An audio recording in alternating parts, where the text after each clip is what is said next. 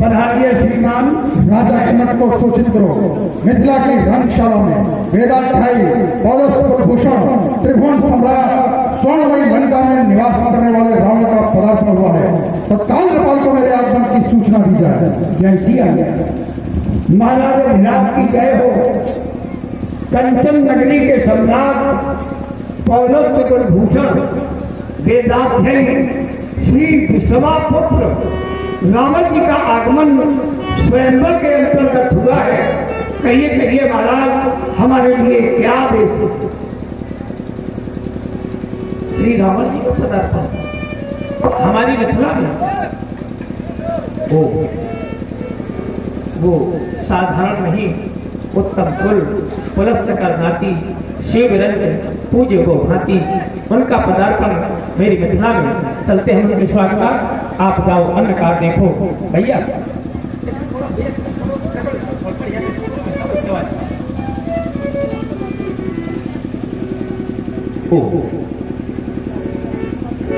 कंचन नगरी के विमल दिवाकर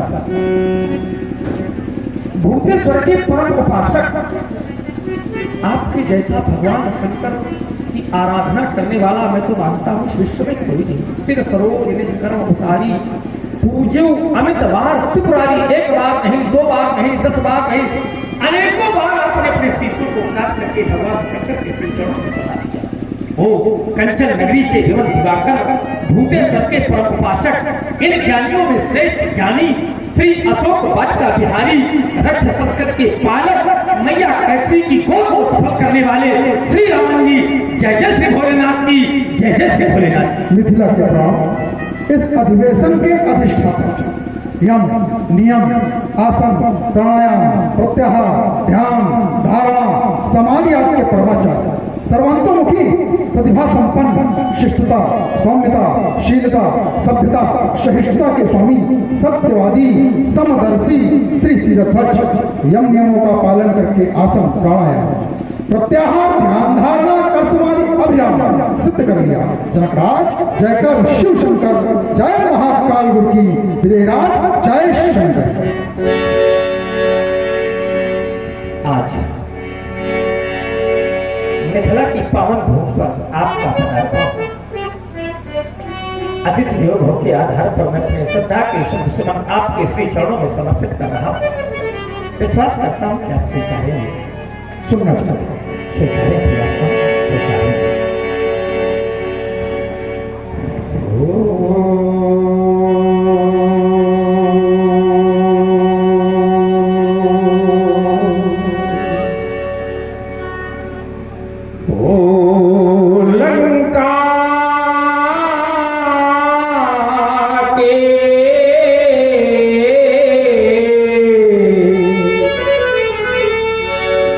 सम्राट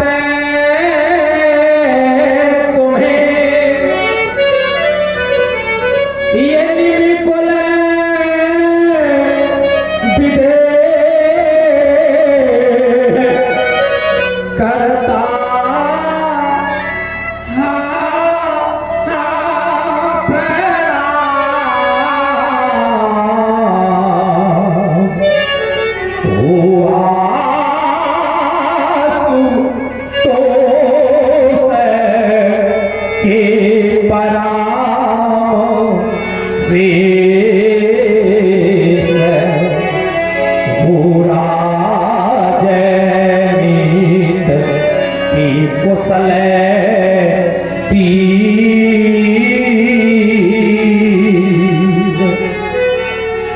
इतना ही है धन्य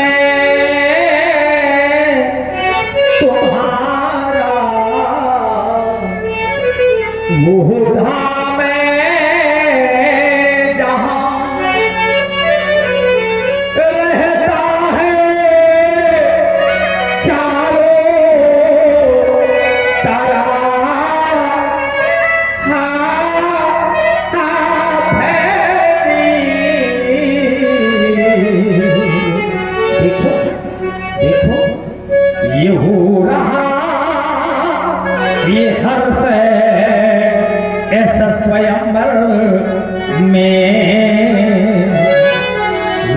के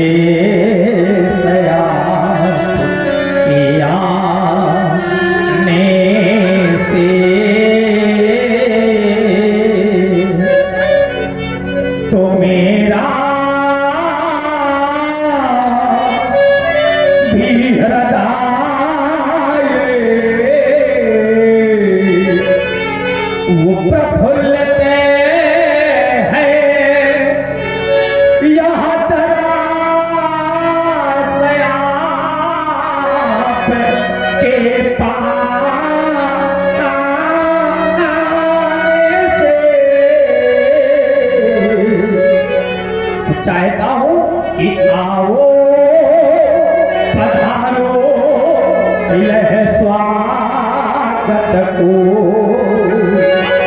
ये उत्साही जन जन है तमाम।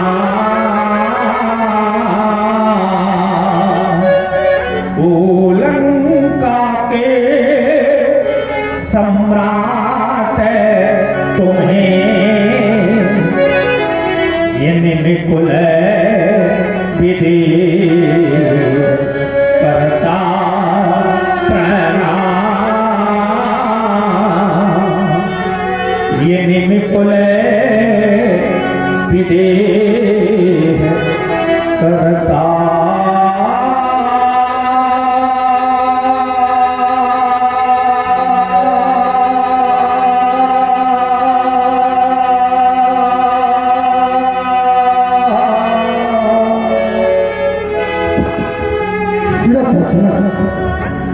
सुनी आपकी मधुर वाणी, या ये कह दूं कि मयंक के समान। सुनकर हृदय सरोज प्रफुल्लित उठा। वास्तव में आगत का स्वागत करना अगर किसी को सीखना तो इस मिथिला ज्ञान नगरी में, या यूं कह दिया जाए कि आगत का स्वागत स्वयं मिथिलेश से सीख लिया जाए तो कोई अतिशयोक्ति न होगी। तो हे लिंगराज, तुम्हारे मन अंदर भक्ति का भरा भंडार रहे। हो ध्यान धारणा में स्वच्छ, शिक्षा ही कामे देव यक्ष, हो रिद्ध सिद्ध सम्मुख प्रत्यक्ष, बस ब्रह्म ज्ञान ही रहे लक्ष्य। सत्यम शिवम सुंदरम का इस मिथिला में पूर्ण प्रचार रहे। लिंगराज, तुम्हारे मन अंदर भक्ति का भरा भंडार है। हो योग कला में जिन महेश, यश गान करें अहिराज शेष, यश कीरत फैले देश देश, हो धर्म धीर मिथिला नरेश। मिथिलेश, तुम्हारी मिथिला पर शिव शक्ति की कृपा अपार रहे। निमराज, तुम्हारे मन अंदर भक्ति का भरा भंडार। देख रहा हूं देश देशांतर के नृपालों भूपालों का आगमन और आपकी मिथिला की अनुपम छटा जो अत्यंत दिव्य प्रतीत हो रही है। तो जानना ये चाहता हूं कि आसन सिंहासन रत्न जड़ पावड़े पड़े हैं पग पग में, चौओर बधाई बाज रही ध्वज तोरण सज्जित मगम में। वेद ध्वनि ध्वनित होती दिग दिगंत, होता अजस्त स्वस्थ मंत्र पाठ, यज्ञ अनल भी प्रज्वलित मिथिला में अनुपम ठाकुर। आश्चर्य मुझे मिथिलेश तुम्हें जग माया से कैसा स्नेह, ये तड़क भक्त कैसी विदे, ये तड़क भक्त कैसी विदे। प्रिया, यद्यपि जितने नृपाल यहाँ पर आए हुए सभी जान करके ही आए हुए हैं, उसी दीर्घा में आप भी हैं, लेकिन फिर भी यदि आप मुझसे जानना चाहते हैं कि ये समस्त राजाओं के आने का कारण, इन मंचा मंचलियों के सजे होने का कारण, ये पांडाल का कारण केवल मात्र एक ही कारण है। सभी कारणों में मेरी पुत्री सीता आधार और लक्ष्य, आधार अजगो और लक्ष्य सीता, अर्थात यूं कह दूं कि स्वयं पुराण को धर्म कठोरा राज समाज आज जय होगा, इसी को सुन करके सभी दीप दीपांतर के महिपाल नपाल उपस्थित हुए। आपकी पुत्री का स्वयंवर ये जानकर मुझे अत्यंत प्रसन्नता हुई, किंतु आपने पुत्री के विवाह में अजगों पर आधारित होकर एक प्रण ले लिया, मेरी दृष्टि में उचित नहीं किया। अब चले राज्य का निकाल भाव देखें। मैं आपने इस प्रश्न का उत्तर आपके इस विद्वत समाज से लेने का प्रयास करूंगा।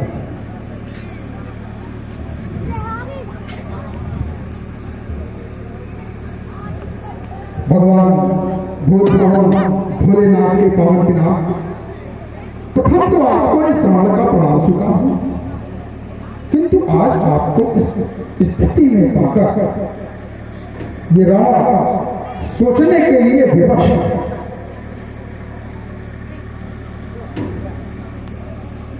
मैंने तो सुना था यह मिथिला नगरी ज्ञानियों की नगरी है। मैंने जाना था यहां का नेपाल मानवतावादी नेपाल है, किंतु मिथिला ज्ञान नगरी में आकर जब यहां के जन समुदाय और नेपाल के कार्यों पर दृष्टिपात करता हूं तो पाता हूं कि कथनी और करनी अत्यंत विरोधाभास। क्योंकि मैंने तो जाना है कि उपकार करने वाला व्यक्ति अपकारियों के लिए भी प्रत्युत्तर में उपकार ही करता है, किंतु यहां ये स्थिति नहीं है। यहां पर एक महात्मा की अस्थियों का अपमान यह कह दिया जाए कि भगवान शंकर के द्वारा प्रदत्त धनुष का अपमान राजा जनक अपने व्यक्तिगत कार्य के लिए करवा रहे हैं।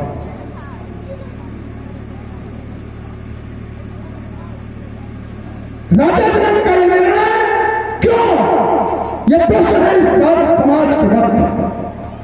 यदि धर्म के रक्षक है तो इनकी रक्षा होनी चाहिए या इनका भक्षण होना चाहिए। यदि ये धर्म के पोषक है तो इनका पोषण होना चाहिए या इनका शोषण होना चाहिए। और जब तक हमारे इन प्रश्नों का उत्तर इस समाज के अंतर्गत मिल नहीं जाता, निकल जाएगा, अन्यथा उसके गले से कर दिया जाएगा और ये उसके शीश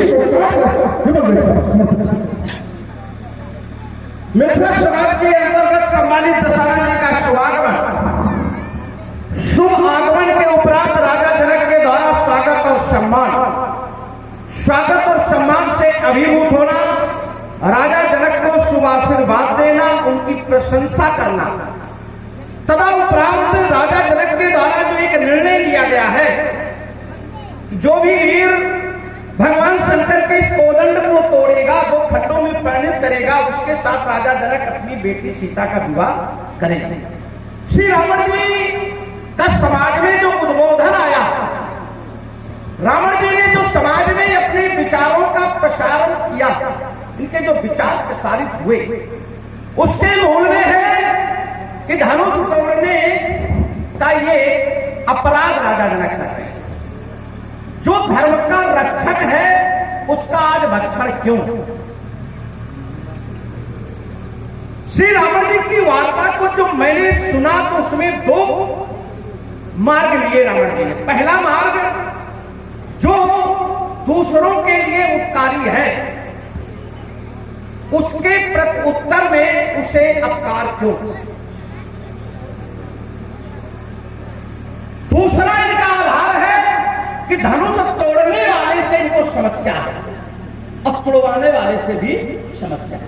चलिए दोनों बातों को हम लेकर के श्री रावण जी के सामने प्रस्तुत होते हैं, लेकिन उसके पहले हम अपनी संस्कृति, अपनी सभ्यता, अपने विचारों को श्री रावण जी के सामने परोसने का प्रयास करते हैं। मिथिला के इस पावन भूमि पर रक्त संस्कृति का प्रचार प्रसार करने वाले राजक्षेत्र पुलस्त्य कुल के कुलदीपक, केकसी के गोद के प्रसून, लंका के भगवान, विश्व के वैभवशाली सम्राट श्री रावण जी इस मिथिला के पावन भूमि पर आपका आगमन ये बाण भी गौरवान्वित नहीं है, ये बाण भी आपकी वंदना नहीं करता, आपके समाज भी गौरवान्वित है, आपके अभिनंदन के लिए प्रेरित है। अस्ति बाण आपका अभिनंदन करता है, आपका स्वागत करता है, आपके चरणों में वंदन करता है।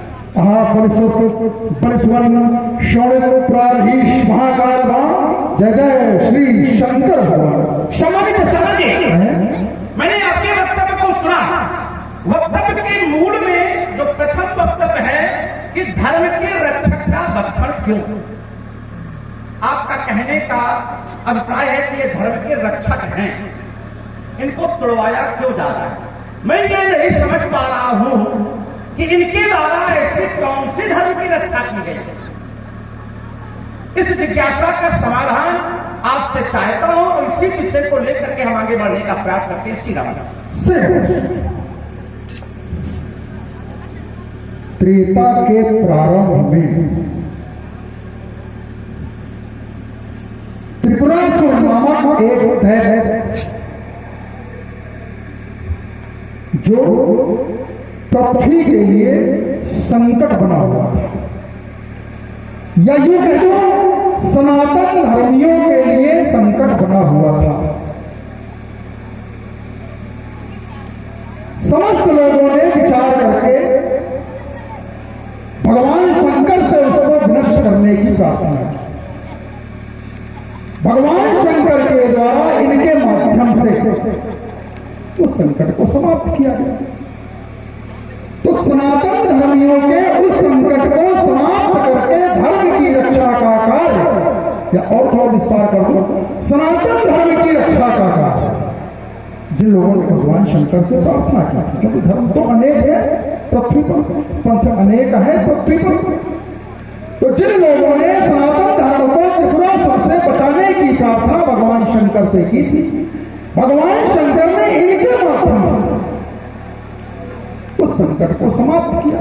इसीलिए मैंने कहा था एक उपकारी को बदले में अपकार क्यों, एक धर्म के रक्षा का भक्षण क्यों। चलिए मैंने आपकी वक्तव्य को सुना और विचार करने लगा। आपने कहा कि त्रिपुरासुर का आतंक था जिससे सनातन धर्मावलंबी लोग परेशान थे, जिनके धर्म की रक्षा के लिए उन्होंने भगवान शंकर से प्रार्थना की और भगवान शंकर ने इनके माध्यम से उस धर्म की रक्षा की। जरा ये विचारणीय विषय है, ये माध्यम है लेकिन प्रमुख नहीं है, क्योंकि त्रिपुरासुर का वध किसने किया? भगवान शंकर ने किया। तो श्रेय किसको मिलेगा? भगवान शंकर को मिलेगा। कर्ता कौन है? भगवान शंकर है। ये तो माध्यम है। तो माध्यम के लिए इतनी श्रद्धा, इतनी निष्ठा, मैं ये समझ नहीं पा रहा हूं कि ये क्या कारण है। क्योंकि इसी त्रिपुरासुर के वध का कारण ही भगवान शंकर को एक उपाधि मिली जिसमें उन्हें त्रिपुरारी कहकर के संबोधन किया गया है। इस कारण धर्म के रक्षक कौन? मेरे विचार में भगवान शंकर धर्म के रक्षक हैं, क्योंकि उन्होंने सनातन अवलंबियों की रक्षा की है। तो धर्म के रक्षक भगवान शंकर, तो इनके लिए इतनी निष्ठा मैं समझ नहीं। बहुत सुंदर भाव है आपके भगवान शंकर के प्रति, ये जानकर हृदय प्रफुल्लित है। आपके विचारों को सुनकर हृदय प्रफुल्लित हुआ। किंतु अपना विचार करें, आपकी वार्ता बिल्कुल ठीक है कि भगवान शंकर को श्रेय मिलना चाहिए अथवा इनको श्रेय मिलना चाहिए। भाई मैंने कहा था इनके माध्यम से भगवान शंकर ने अमुक अमुक कार्य किया। अब यदि हम विचार करें, कोई भी कार्य हम समाज में करते हैं, और हम क्या कोई भी करता है, 3 साधनों की प्रमुखता होती है। इस राज समाज के अंतर्गत मैं एक विचार दे रहा हूं कि क्या किसी माध्यम के बिना, किसी भी माध्यम को अंगीकृत किए बिना कोई कार्य संभव है? और यदि माध्यम का महत्व नहीं है तो क्या वो कार्य बिना माध्यम के पूर्ण हो सकता? नहीं हो सकता। यदि कोई विद्यार्थी विद्यालय में पढ़ने जाता है, निश्चित रूप से श्रेय वहां पढ़ाने वाले अध्यापक अथवा गुरु को जाता है, गुरुकुल के गुरु या विद्यालय के अध्यापक को जाता है। किंतु माध्यम यदि पुस्तकें हैं, माध्यम यदि ग्रंथ हैं, तो क्या उनको श्रेय नहीं देना चाहिए? चलिए मैंने आपके वक्तव्य को सुना, बड़ी गंभीरता से मैंने चिंतन किया। आपने कहा कि इनके माध्यम से अब तक संसार में कोई भी कार्य बगैर माध्यम के नहीं होता है। हम आपकी इस बात को बड़ी ही सहजता के साथ स्वीकार करते हैं। अगर कोई भी कार्य बगैर माध्यम के नहीं होता है, तो राजा जनक अपनी बेटी सीता का विवाह अगर इनके माध्यम से कर रहे तो कौन सा प्राप्त कर रहे हैं? क्योंकि विवाह भी तो किसी माध्यम के बगैर नहीं होता है। भाई कोई ना कोई विवाह के लिए भी माध्यम चाहिए, और अगर राजा जनक ने इनको माध्यम बना लिया है विवाह का, विवाह में इनको आधार बना लिया है, तो फिर आपकी बात की पुष्टि हम भी कर रहे हैं। फिर आपको समस्या क्यों है? इसी माध्यम के आधार पर बेटी का विवाह होने दीजिए। आपने कहा एक बात, आपने बड़ी सामाजिक बात रखी कि किसी गुरुकुल में अगर कोई बालक शिक्षा लेने जाता है और वहां पर श्रेय गुरुकुल को और गुरु को मिलता है, लेकिन अगर ग्रंथ नहीं होंगे तो श्रेय बेकार हो जाएगा। मैंने कोई महत्व दे रहा था, ग्रंथों का महत्व है।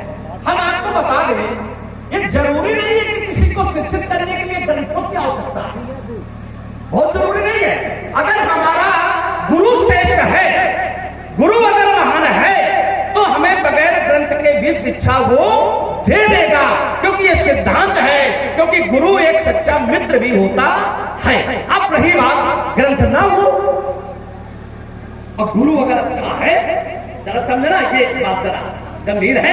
आपकी तो हर बात हम समझते हैं गंभीरता से। भाई अगर ग्रंथ नहीं है और गुरु अगर हमारा श्रेष्ठ है और ग्रंथ नहीं है, तो गुरु क्या करेगा?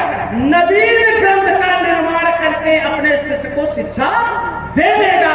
अल्प विराम के साथ में आपकी वार्ता है। सिर्फ बात है, देखिए आपकी वार्ता में ही उत्तर सुधीजन है और सुधीजन समझने का प्रयास करेंगे। आपका यह कथन कि गुरु यदि श्रेष्ठ है तो और गुरु शिक्षा मित्र भी है, तो उस विद्यार्थियों को अध्ययन करा देगा बिना ग्रंथ के माध्यम से, अथवा एक नवीन ग्रंथ की रचना के माध्यम से, अथवा एक नवीन ग्रंथ की रचना कर देगा। अर्थात बिना ग्रंथ के शिक्षा संभव नहीं है। और उस गुरु ने भी शिक्षा कहां से प्राप्त की? हो सकता है तो गुरु को सारे ग्रंथ रटे हुए। चलिए हम आपकी ये बात मान लेते हैं। जय श्री राधे। आप लोग ग्रंथ की महत्वपूर्णता वहां पर भी है। गुरु ने पहले ग्रंथों के माध्यम से विद्या का अध्ययन किया, इसके पश्चात ही अपने विद्यार्थियों को उस अध्ययन को कराया है, अर्थात वो विद्या उनको संप्रेषित की। दूसरा बिंदु आपका आया कि जब पुस्तकों के माध्यम से विद्यार्थी शिक्षा ग्रहण करता है, अर्थात माध्यम महत्वपूर्ण है, और जनक के द्वारा पुत्री के विवाह के लिए इनको माध्यम बनाया जा रहा है, तो इसमें गलत कहा है। यह आपका बिंदु था। देखिए ठीक है, मैंने कहा माध्यम महत्वपूर्ण है, मैं अभी भी उस पर कायम हूं। आप हो सकता कोई बिंदु ले आएंगे तो छोड़ भी देंगे, तो कोई हमारे आपके बीच में ऐसा छोड़ेंगे बिल्कुल उसी में हम तर्क से चला जाए। हाँ, कोई ऐसा बिंदु आए जो हमारी समझ में आए कि ये ठीक है तो छोड़ देंगे। जैसे राजा जनक की प्रतिज्ञा अनुचित क्यों है, उस पर भी विचार करिए। राजा जनक ने इसको माध्यम बना लिया, क्या ये उचित किया? क्यों? क्योंकि राजा जनक को 16 पीढ़ी पूर्व भगवान शंकर के द्वारा उनके पूर्वज देवराज ये धनुष प्राप्त किया गया और कहा गया कि जाओ इसका पूजन करो, अर्चन करो, इसके माध्यम से तुमको उनके दर्शन होंगे जिनका दर्शन मैं अपने हृदय में करता हूं। अभी तक तो ऐसा कुछ हुआ नहीं। अब देखिए आपकी बात को वही काट रहे हैं, उसी उदाहरण से काट रहे हैं। विद्यार्थी का माध्यम, आपने कहा राजा जनक पुत्री के लिए इनको माध्यम बनाए, गलत क्यों कर रहे हैं? विद्यार्थी ग्रंथ के माध्यम से या पुस्तक के माध्यम से अध्ययन करता है और अपनी परीक्षाएं देता है। परीक्षा के समय विद्यार्थी उस ग्रंथ को चोरी से छुपा देना चाहिए, चोरी से छुपा के नीचे रख ले, या कुर्सी बना ले, आम जनमानस की समझ में आए इसलिए कुर्सी बना ले और उसको रख ले और उससे वो अपने प्रश्नों का उत्तर लिखे। क्या ये माध्यम है? लेकिन क्या ये माध्यम उचित है? नहीं उचित है। उसी प्रकार राजा जनक के लिए भगवान शंकर के दिए गए आयुक्त को माध्यम बनाया गया, वो अनुचित है। चलिए मैंने अपने वक्तव्य को सुना, बड़ी सरलता के साथ समाज को समझाने का आपने प्रयास किया, इसके लिए आपको साधुवाद। श्री रमन जी, आपने कहा कि बगैर ग्रंथ के किसी को शिक्षा नहीं मिल सकती है। अगर गुरु भी शिक्षा देता है अपने शिष्य को, तो ग्रंथ का निर्माण करता है, तभी वो शिक्षा देता है। चलिए मैं सामाजिक चिंतन क्यों लिए आ रहा हूं आपको, और ये शास्त्र सिद्धांत है कि बालक की प्रथम पाठशाला कौन सी होती है? भी बालक की प्रथम पाठशाला घर और बालक का प्रथम गुरु माता और पिता। और जब प्रथम पाठशाला में बालक को शिक्षा दी जाती है माता पिता के द्वारा, तो किसी ग्रंथ का पालन माध्यम नहीं बनाया जाता है, किसी ग्रंथ का माध्यम नहीं बनाया जाता है, और उसको शिक्षा देने के लिए किसी ग्रंथ का निर्माण भी नहीं किया जाता है। लेकिन पारिवारिक वातावरण में रह करके उसे पारिवारिक संस्कारों का, संस्कृति का, अपनी सभ्यता का उससे शिक्षा देने का प्रयास किया जाता है। इस कारण जरूरी नहीं है कि शिक्षा देने के लिए ग्रंथ होने चाहिए। आपने एक बात और रखी कि 16 पीढ़ी पूर्व, बहुत अच्छी बात, समझ रहे हैं? कोई ऐसी चोट आप करेंगे, क्योंकि आपने सब चोट न करे तो फिर मजा नहीं आएगा। बोलेगा 16 पीढ़ी पूर्व राजा जनक के पूर्वज देवराज को यह धर्म दिया गया था, और उनसे कहा गया था कि इनके माध्यम से तुम्हें उनके दर्शन होंगे, अर्थात भगवान मिलेंगे। हम इसे थोड़ा सरल करते हैं कि इनके माध्यम से भगवान मिलेंगे। हम आपकी बात से बिल्कुल सहमत हैं, क्योंकि जो भी बात आप रख रहे हैं ये शास्त्र सम्मत है, शास्त्र के विपरीत नहीं है। अब विचारने विषय ये है कि कहा गया था कि जा करके इसे ले जाओ, इसके माध्यम से तुम्हें भगवान मिलेंगे। अब तक सभी ने इनकी पूजा की, अर्चना की, वंदना की, प्रार्थना की, विचार करते रहे। अब भगवान मिले, अब भगवान मिले, अब भगवान मिले, किसी को भगवान नहीं मिले। राजा जनक है ज्ञानी, विचार करने लगे, क्योंकि ज्ञानी बहुत विचार करके ही कार्य को करते हैं। राजा जनक ने विचार किया कि ये भगवान शंकर का धनुष है, और अब तक भगवान शंकर के भक्तों पर अगर समस्या आई है, अगर समझना सही है, समझने का, अब तक भगवान शंकर के भक्तों पर समस्या आई है या भगवान शंकर पर समस्या आई है, तो उस समस्या का समाधान दो लोगों के द्वारा ही हुआ है। या तो स्वयं भगवान शंकर ने उस समस्या का समाधान कर लिया है, अथवा उस समस्या का समाधान करने के लिए हरि स्वयं आ गया है। या तो भगवान शंकर के द्वारा समस्या का समाधान या हरि के द्वारा, अर्थात पहले की समस्या का समाधान हर या हरि के द्वारा, और हरि को भगवान शब्द से संबोधन करते हैं। राजा जनक ने कहा बहुत पूजा हो गई, बड़ी अर्चना हुई, अभी तक भगवान नहीं आए, चलो इसको तोड़वाने की व्यवस्था करते हैं। जो ज्ञानी है उनका तो तोड़वा देते हैं, और जब हम इसे तोड़वाएंगे तो या तो इसकी रक्षा के लिए स्वयं हर आ जाएंगे या स्वयं हरि आ जाएंगे, और जब ये हर और हरि आ जाएंगे तो भगवान के दर्शन मिल जाएंगे।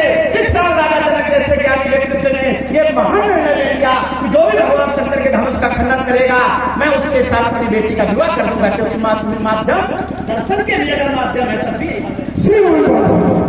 देखो कितना सुंदर समझा रहे थे, लोगों को समझ में आ रहा, खूब ही आ रहा है। समझा रहे थे कि कोई पुत्र या कोई माँ अपने पुत्र को जब कोई शिक्षा देती है तो कोई ग्रंथ नहीं होता, न किसी नवीन ग्रंथ का निर्माण करती है। ये आपके द्वारा कहा है। अच्छा नहीं होते क्या? ईमानदारी से हृदय से क्या ऐसा नहीं होता? क्या उसकी माँ को उसके पूर्व में नहीं शिक्षा दी गई? कहां से दी गई? दी कहां से गई? प्रातः काल उठकर उदाहरण दे रहा हूं, देखिए उसको कई चिन्हित करिएगा। प्रातः काल उठकर मात पिता गुरु नावई माथा अमी मूल में चूरन चारू समन सकल भव रुचि परिवार में कहां से आया? ये शिक्षा अगर माँ को या बाप को दी गई है तो कहां से दी गई? हाँ ठीक है, हमको भी याद है, हमको मैंने रावण की बात नहीं कर रहा हूं, मानवतावादी लोगों की बात कर रहा हूं। मानवतावादियों को भी याद है, और मानवतावादी जब अपने पुत्रों को या पुत्रियों को शिक्षा देंगे किस आधार पर?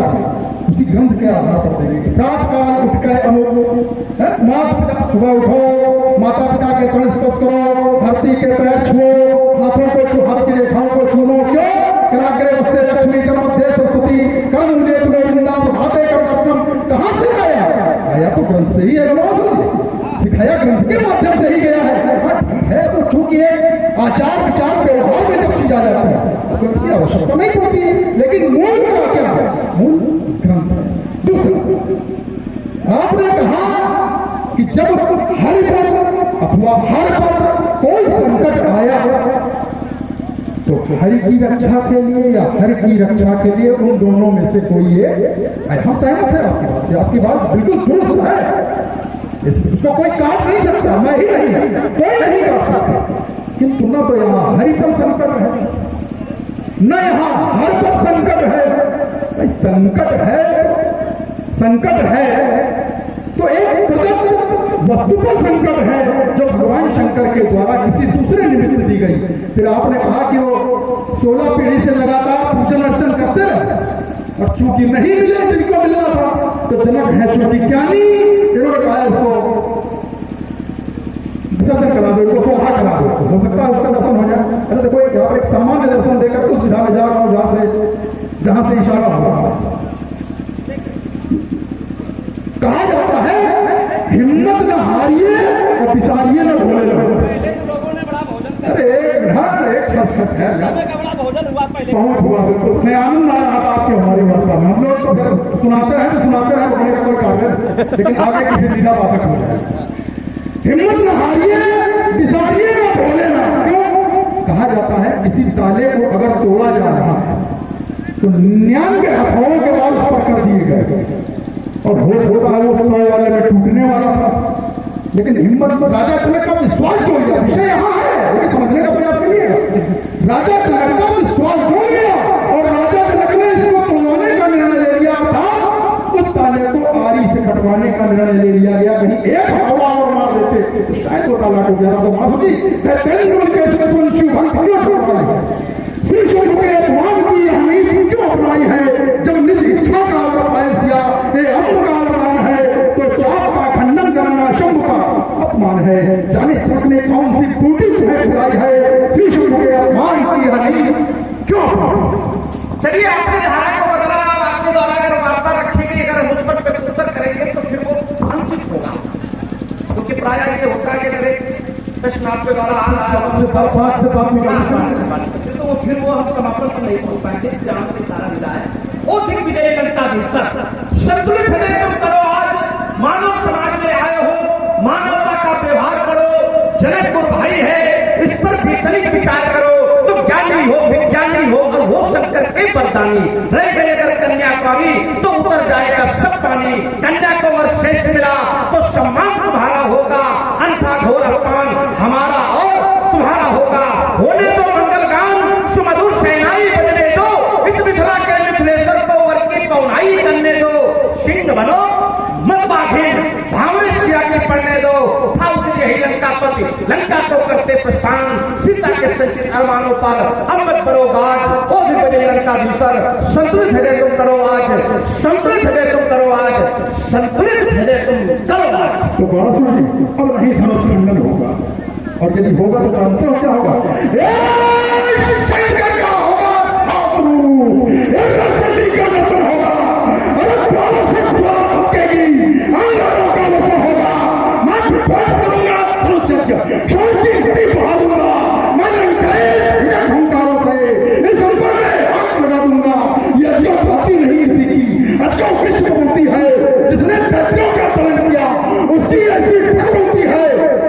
छुपा हुआ डरना है, अरे जिसके कैसे खंडन होगा, अब नहीं धनुष खंडन होगा, अब नहीं धनुष खंडन होगा। तेरे शब्द का अंतता पार हुआ, उसकी देर के द्वारा इनका युद्ध प्रत्यार हुआ, तो चले है मेरे आसमान, वो अनेक पद पाएगा, उसको श्रेष्ठ को करेगा, यमोस पी जाएगा, उसको हो जाओ तुम सावधान, अब भय नहीं चल पाएगा। और सीता केवल के चेहरे हो जाएगा। सुंदरियों की सेज नहीं ललकारों को उठा है, वो पहली पुरुष का जिसने सम्मुख होकर ललकारा है। आज तो भी कसौटी है, बिगी बालू की भीत नहीं, और पहली ललकारा युद्ध है। चुप रह जाओ, गाली नहीं, इसका कपाल में कितनी ज्वाला, उसे जानता तक होगा। अब नहीं धनुष खंडन होगा, अब नहीं धनुष खंडन होगा। मेरे बसीसों पर ज्वाला के अंगार गिरेंगे, और सुनी होगी कंचन नगरी, जब प्रतिपदा प्रहार करेंगे, और सारी दुष्टताएं निकलेगी, और भारत की बौछारें होगी, और सारा आकाश गिरेंगे, और तलवारों की धारें होगी। जब तबीयत पर असर होगा, मैं कहता अवतार सुहागे, और धनुष का खंडन होगा, और धनुष का खंडन होगा।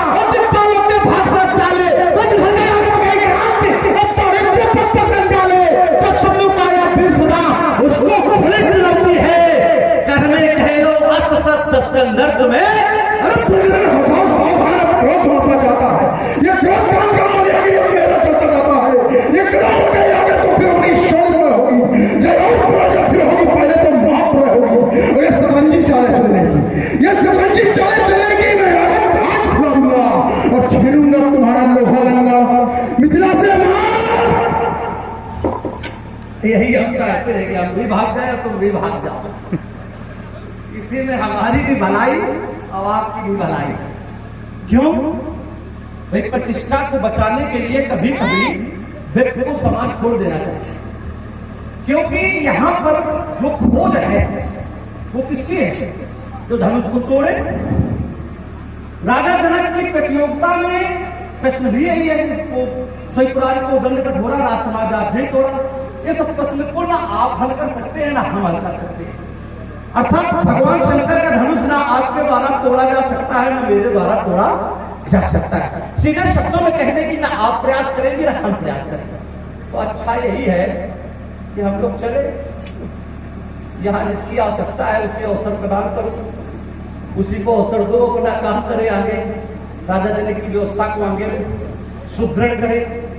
तो बैठे हुए अपनी भक्तगण, अगर ईश्वर की कृपा से आप सभी को हाथ मिले तो दोनों हाथ ऊपर करो। आप संकोच मत करो, कोई रावण से दो हाथ नहीं करनी है। जो आप सोच रहे हो दो हाथ करेगा रावण जी है, जयकारा लगाना तो दो हाथ थोड़ा करने हैं। जो आप डर रहे हो कि रावण से दो हाथ करने पड़ेंगे, तो जरा दोनों हाथ ऊपर कर लो और तीव्र स्वर में घोष करो, एक पास प्रेम से बोलो, बोलो श्री शंकर भगवान की, बोलिए ग्राम देवता की।